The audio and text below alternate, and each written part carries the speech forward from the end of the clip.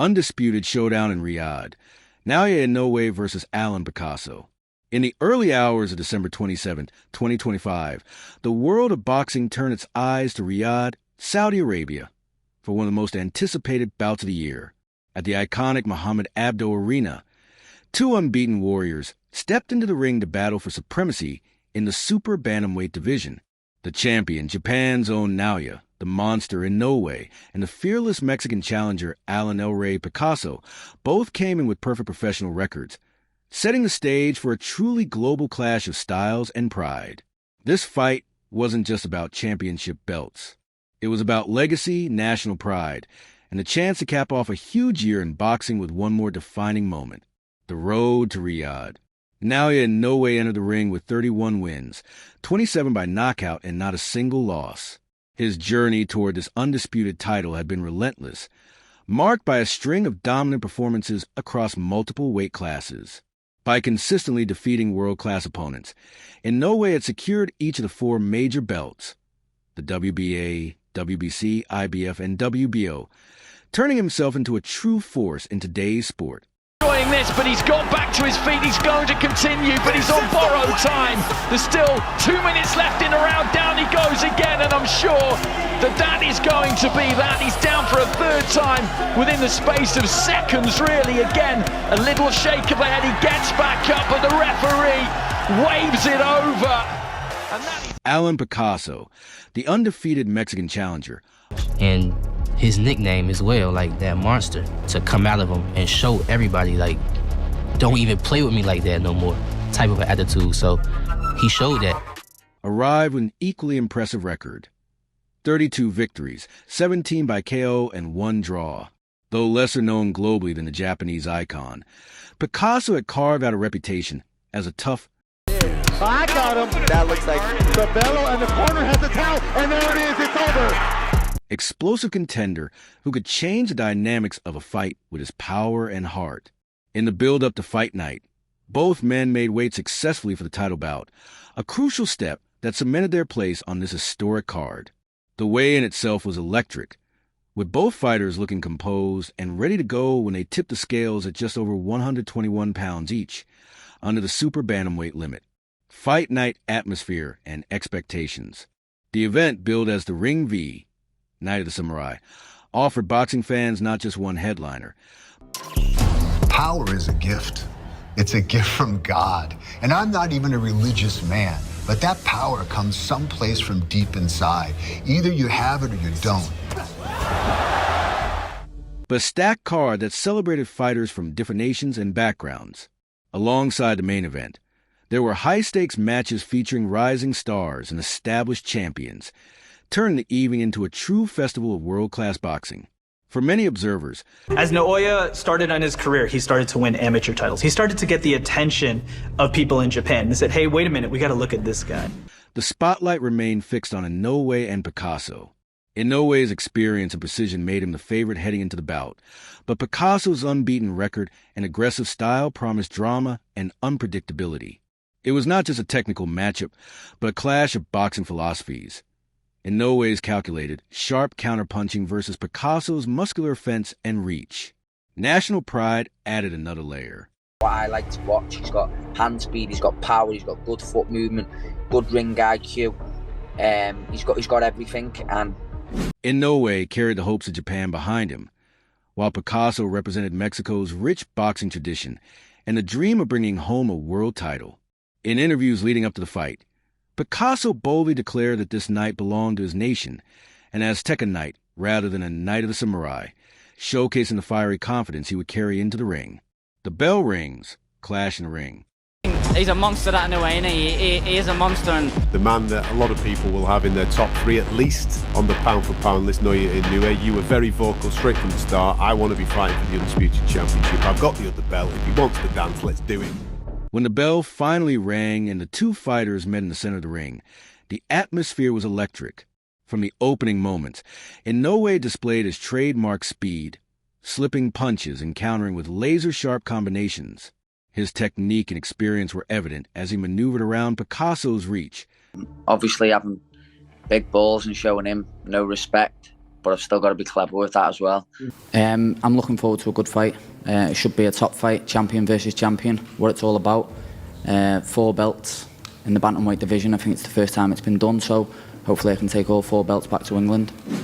Looking for openings, Picasso, for his part, came forward with unrelenting pressure.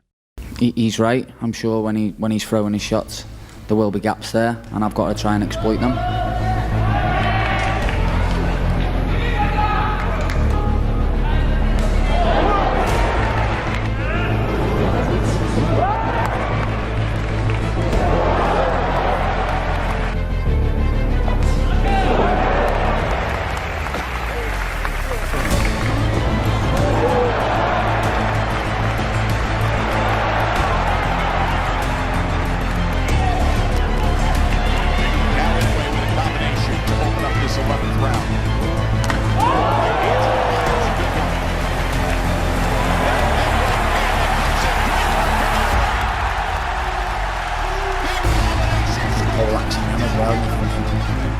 Surprisingly enough, when he hit me on the chin, I thought, that's not too bad.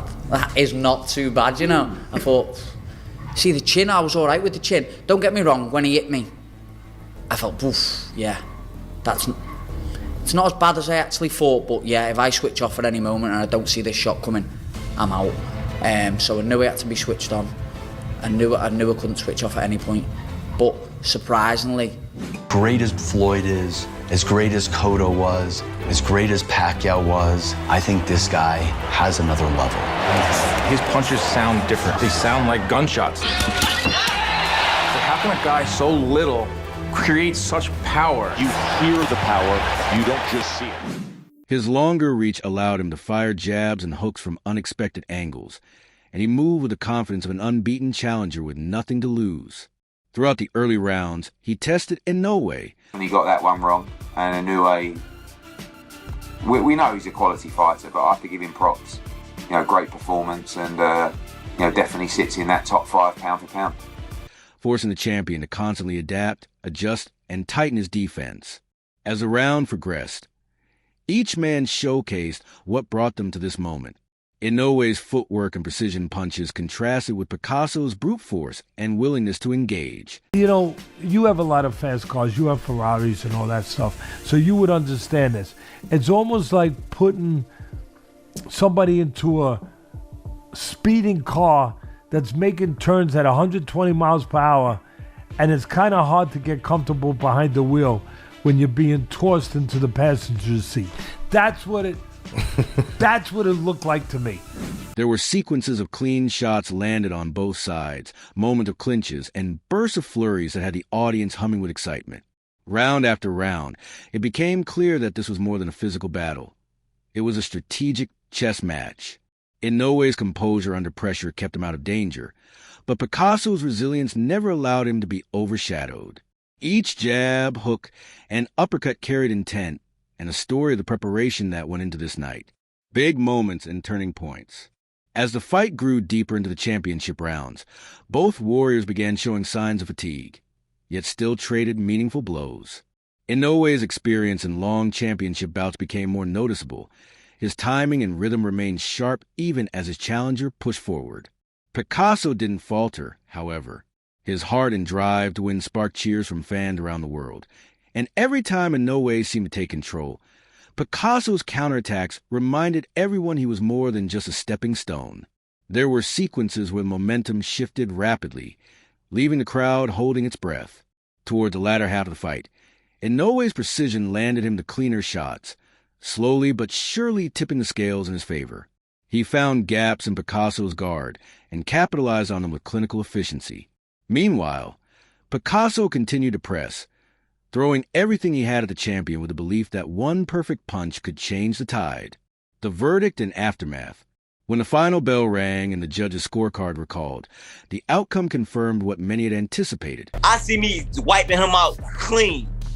He's too small for me. He's too short. Yeah, he's got the nickname Monster, but he's not. They've got 2 arms, 2 legs. You're all weighing the same. I'm a big bantamweight. Inoue had once again defended his undisputed championship, extending his legacy as one of the sport's elite. The decision was met with respect from fans and commentators alike. applauding both warriors for a fight that lived up to its expectations. For Inoue, this victory reaffirmed his status at the top of the super bantamweight division and added another unforgettable moment to a remarkable career. For Picasso, while defeat was a hard pill to swallow, his performance against a legend elevated his profile and showed that he belonged among the world's best. This fight wasn't just another title defense. It was a celebration of boxing's global appeal. Two undefeated fighters, different cultures, and contrasting styles collided on a night that honored tradition, skill, and heart. Whether fans tuned in from Asia, the Americas, Europe, or beyond, it was a moment in boxing that echoed long after the final bell.